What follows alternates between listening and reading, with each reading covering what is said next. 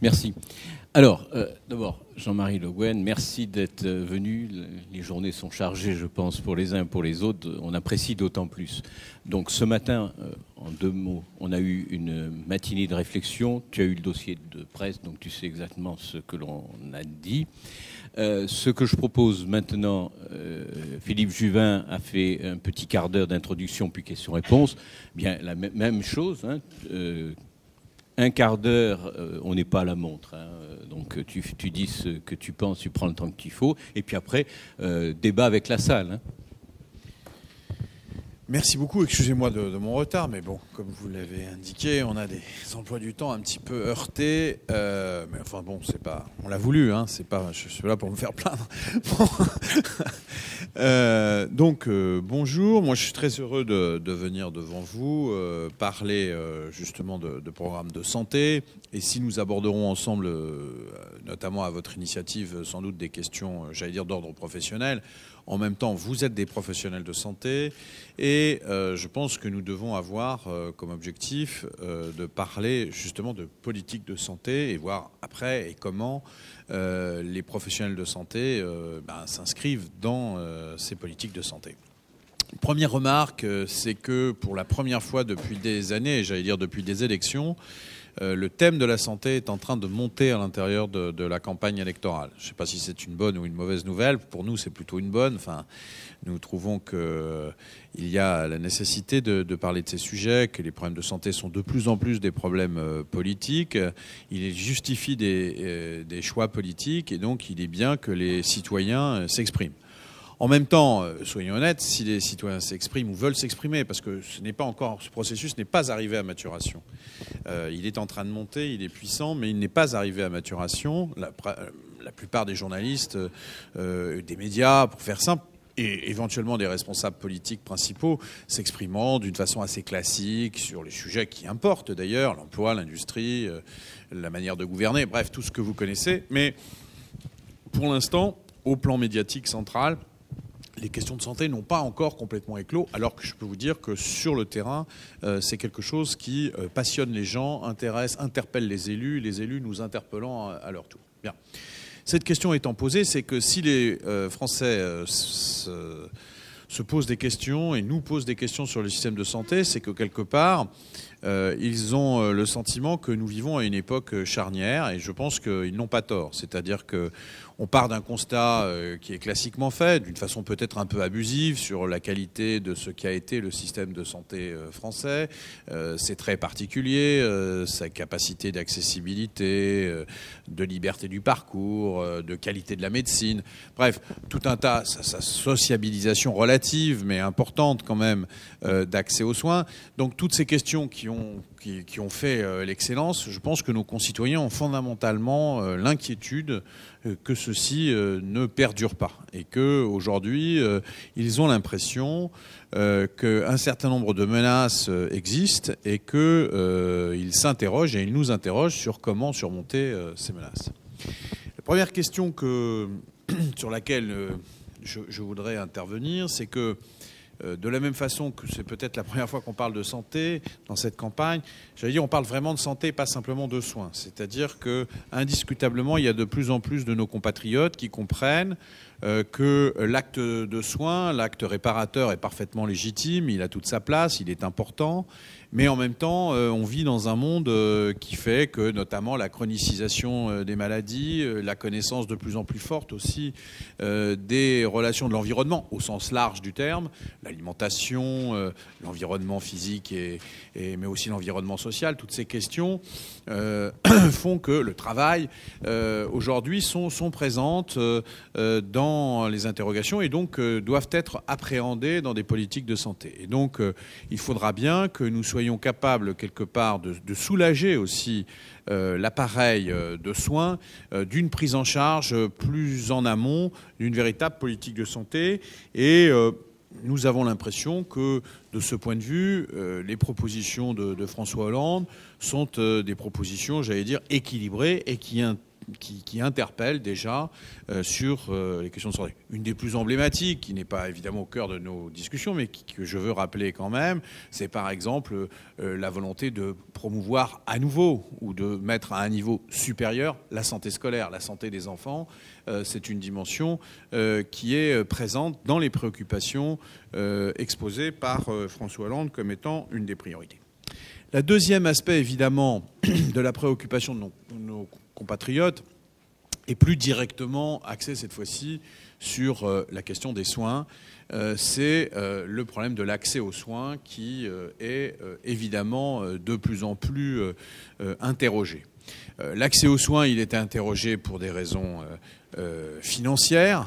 Sans doute qu'à partir du moment où les difficultés financières de nos compatriotes s'affirment, et l'inquiétude d'ailleurs sur ce terrain pour les années qui viennent se confirme et s'affirme encore davantage, la question de l'accessibilité financière des soins est posée. Et de ce point de vue, à la fois les constats d'analyse et puis les enquêtes montrent bien qu'il y a des sujets de préoccupation.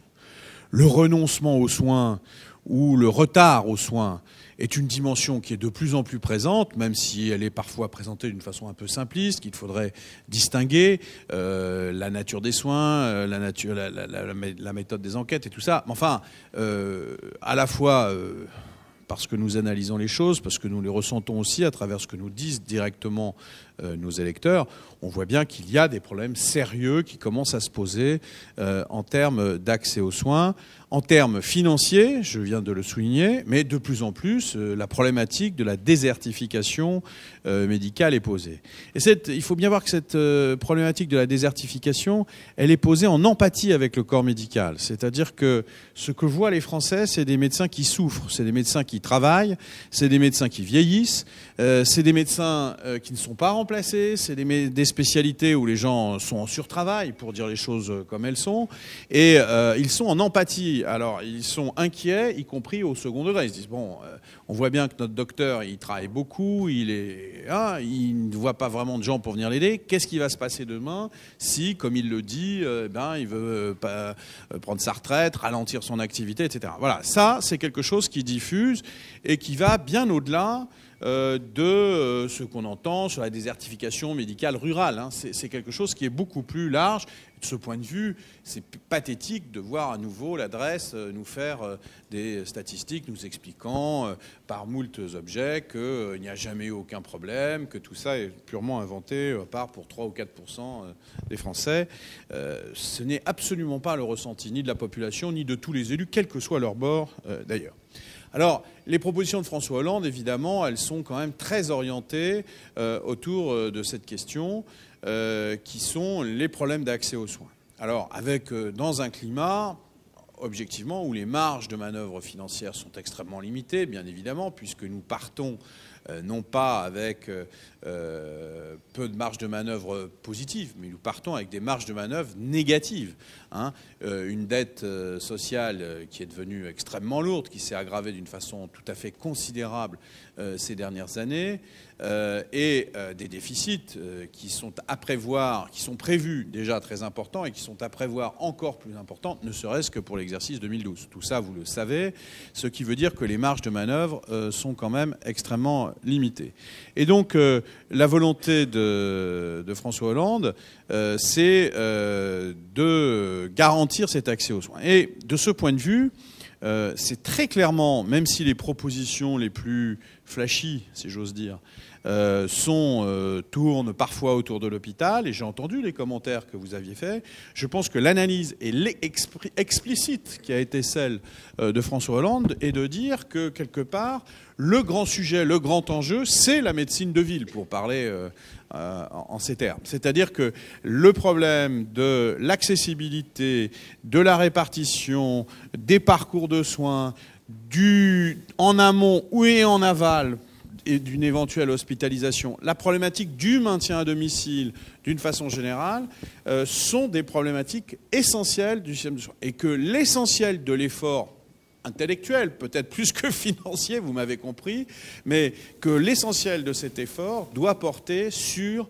la médecine de ville, la médecine ambulatoire. Et de ce point de vue, il le fait dans un cadre où, d'une façon très sereine mais très affirmée, nous disons que nous n'avons aucune réserve vis-à-vis de la problématique du caractère libéral de l'exercice de la médecine. Nous sommes totalement, de ce point de vue, très sereins et très tranquilles.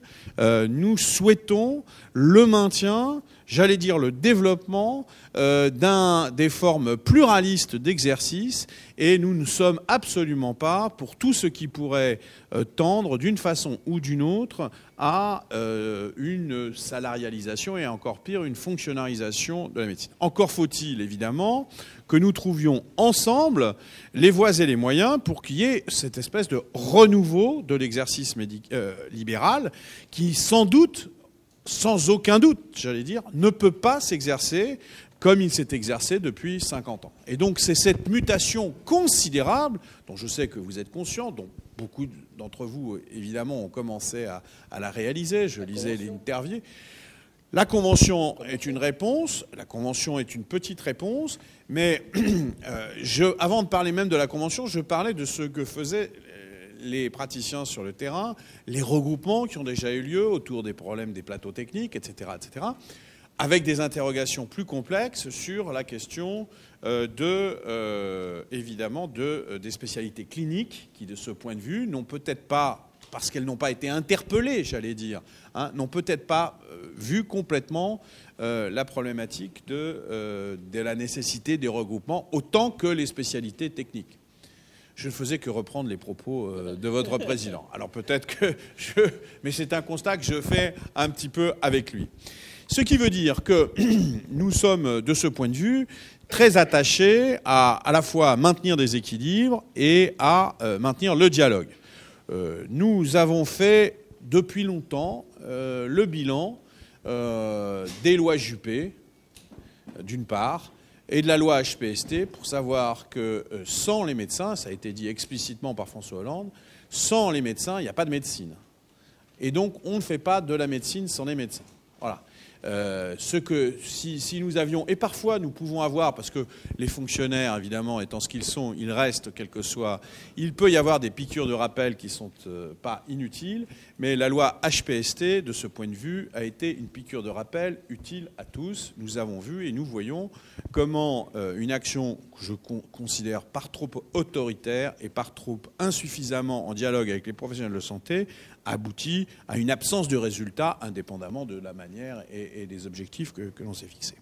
Donc une volonté de dialogue. Alors, je le sais, vous avez quelques inquiétudes sur lorsque nous parlons, et c'est vrai que c'est une facilité de langage politique, de médecine de proximité, médecine générale, etc. Très sincèrement, c'est un peu une facilité de langage, parce que nous savons que la médecine de premier recours, pour dire les choses simplement, est beaucoup plus complexe que ne le dirait simplement le médecin généraliste, même si celui-ci, dans beaucoup de territoires, a un rôle majeur et pivot, surtout quand on est dans des territoires un petit peu désertifiés et ruraux, où on trouvera plus facilement du médecin généraliste, pour le coup, en situation de pivot, qu'on ne peut le trouver dans des centres urbains. Élu de Paris, je sais combien un certain nombre de spécialités, et notamment de spécialités cliniques, évidemment, sont des spécialités de premier recours, parce que la population, avec un certain niveau d'éducation, de tradition, etc., a pu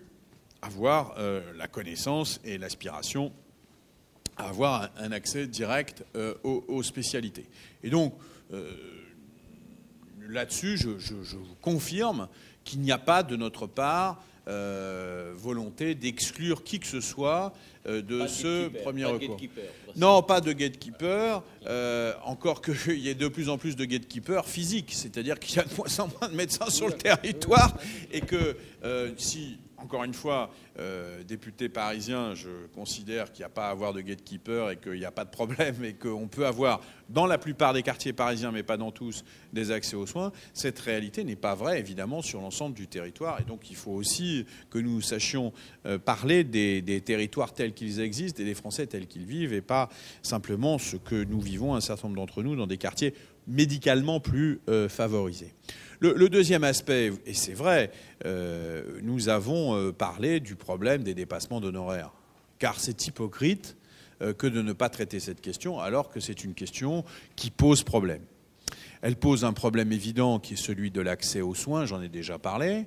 Elle pose un problème parce que, quelque part, elle traduit d'une façon, je crois, très insatisfaisante pour le corps médical lui-même, des dysfonctionnements avec des inégalités internes et des paiements inégaux et pas forcément totalement justifiés d'une façon ou d'une autre. Je veux dire par là que quand on parle, et c'est la première indication que je voulais vous donner, c'est que quand on parle de dépassement d'honoraires, il faudrait parler avec des S nombreux, c'est-à-dire qu'il y a une pléthore de cas différents selon les spécialités, les régions, les implantations, les modes d'exercice. Et on voit bien qu'il faudra régler la question des dépassements d'honoraires, avancer sur cette question des dépassements d'honoraires en tenant compte de cette extrême diversité des situations.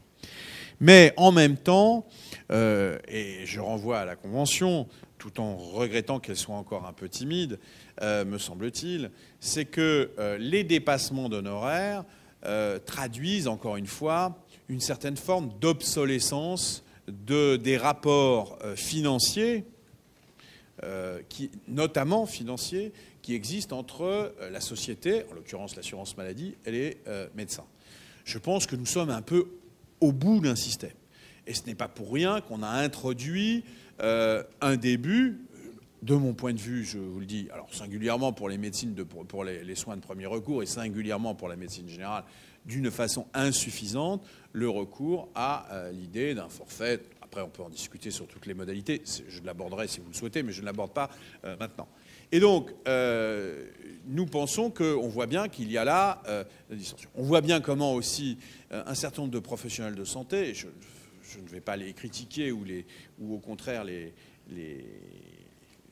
approuver, mais par exemple, on voit que parmi les spécialités, les radiologues ne sont pas forcément les plus mal lotis, et en même temps, ce sont ceux qui ont le plus d'accès en secteur 1. Donc on voit bien que la problématique du secteur 2 n'est pas qu'une problématique de revenus. C'est une problématique qui renvoie aussi, d'une part, à des retards. Je suis arrivé quand Philippe Juvin en parlait, et je me retrouve assez dans ses propos, et notamment quid de la CCAM clinique, ce qui était quand même un sujet qui mériterait d'être avancé.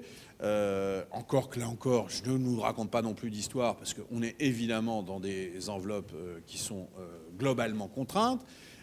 Bon, et donc, on a à régler ce type de questions en inventant très tranquillement, me semble-t-il, et dans le dialogue, des formes de rémunération qui correspondront de plus en plus à l'évolution des parcours de soins, de l'évolution de la santé. Parce que ce problème de forfaitisation, c'est pas simplement une réponse, encore, je ne suis pas sûr que ce soit une réponse à elle seule, loin de là, par exemple de la désertification médicale, ou de la problématique de mettre un petit peu plus de santé publique dans l'offre de soins. Elle répond aussi, on le voit bien, à des formes, j'allais dire, économiques de la prise en charge des pathologies telles qu'elles sont en train de bouger. Il y a la chronicité, les parcours de soins ville-hôpital. Tout ça va renvoyer de plus en plus à des formes économique, j'allais dire, en économie pure, hein, indépendamment des choix politiques, mais en économie pure, à des formes de paiement, de fonctionnement économique, donc de paiement, d'actes, qui seront différentes de ceux qui ont existé depuis 50 ans et qui sont essentiellement calqués sur une médecine de recours à l'aigu, une médecine où l'aigu était la dominante. Voilà, quelques considérations un peu générales sur le sujet. Il y a évidemment beaucoup à dire. Encore qu'un candidat à l'élection présidentielle ne va pas se substituer à tous les articles d'une convention médicale. Hein. Ce n'était déjà pas le cas quand le président est élu. Ça ne sera pas le cas quand il n'est pas encore élu et en responsabilité, évidemment. Mais pour ça, je serai tout à fait prêt à répondre à vos questions, avec encore un seul mot, c'est de vous dire qu'en tout état de cause, notre société doit opérer des mutations, la France doit opérer des mutations considérables. On le voit bien, Nous sommes dans un modèle économique, social qui est à bout de souffle. Et donc cette mutation, elle doit prendre un certain nombre de chemins. Et sur les chemins, il y a le chemin de la santé. Pour nous, la santé, ce n'est pas une charge, c'est un investissement, c'est un domaine, au-delà des domaines sociaux, scientifiques, humains, dont j'ai déjà parlé, c'est une dimension économique majeure. Quand je vois, alors je vais peut-être choquer un certain nombre d'entre vous, mais que nous sommes amenés à être des importateurs, je vais parler avec ces termes-là qui sont choquants, que nous sommes importateurs de médecins, alors que nous devrions être exportateurs de médecins. Le rôle de la France, c'est d'être exportateur de médecins. Le rôle de la France, ce n'est pas de payer les soins, mais c'est de contribuer à soigner partout et à apporter la santé partout. Nous sommes un des pays d'excellence. Nous avons d'ailleurs des traditions de ce point de vue. Et nous les avons abandonnées. Nous avons reculé devant une technocratie qui nous a poussé à des politiques malthusiennes, à des politiques qui ne savent pas prendre en compte que l'acte de soin, ce n'est pas simplement une résultante d'une politique sociale, mais c'est une dimension essentielle de la vie en société, de l'économie, j'allais dire en termes géopolitiques, de soft power, c'est-à-dire de capacité tout simplement de rayonnement d'une nation sur le monde. Et de ce point de vue, nous voulons redonner une autre dimension à l'action de santé. Alors, ça nous éloigne des problèmes de la Convention, mais c'est pour vous dire, avec sérieux, avec contrainte, l'état d'esprit dans lequel on veut aborder les questions de santé. Merci Jean-Marie Le Guen. Je vais faire deux remarques avant de donner la parole à la salle. La politique que tu viens de dire de malthusianisme, malheureusement, je veux dire, nous aussi, syndicats médicaux, on n'a pas été plus intelligents que les politiques. Hein. On s'est fait berner, notamment quand on a donné des primes d'arrachage à des médecins pour partir en pré-retraite. Il faut reconnaître qu'on peut critiquer les politiques, mais il faut reconnaître que nous aussi, on n'a pas été plus intelligents que vous et on s'est laissé un peu rouler. Alors, je vais revenir sur un problème purement pratique, parce que je vous ai écoutés tous les deux.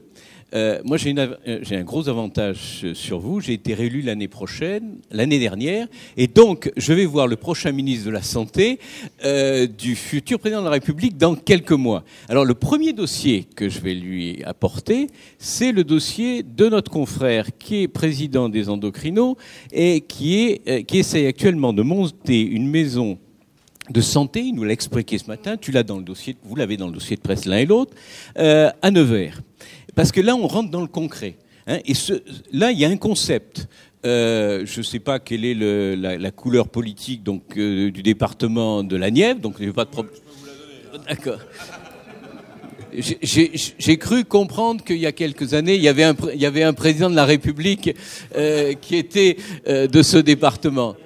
Et un Premier ministre. Et la difficulté qui nous a... Parce que là, il faut rentrer dans le concret. La difficulté qui nous a présenté ce matin, et donc vraiment, il dit voilà, on a tout, on est des médecins un peu vieillissants, hein, il a nos âges, on veut s'investir pour créer une maison de spécialistes.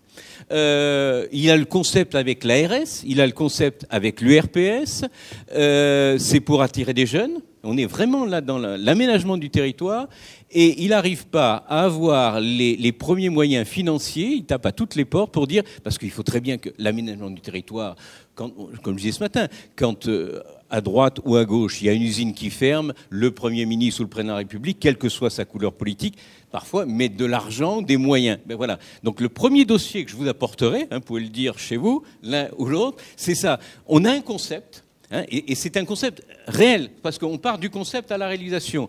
Et là, pour l'instant, mais moi je me réjouis, comme tu l'as dit, la santé, maintenant, devient un enjeu politique. Et il faut que ça monte. Hein, mais là, parce qu'on sort des tables, des discussions, on rentre là-dedans. C'est vraiment le premier dossier. Il a montré ce matin, et c'est vraiment le prochain ministre de la Santé, j'arriverai avec ce dossier en disant, qu'est-ce que vous faites à Nevers pour réaliser ?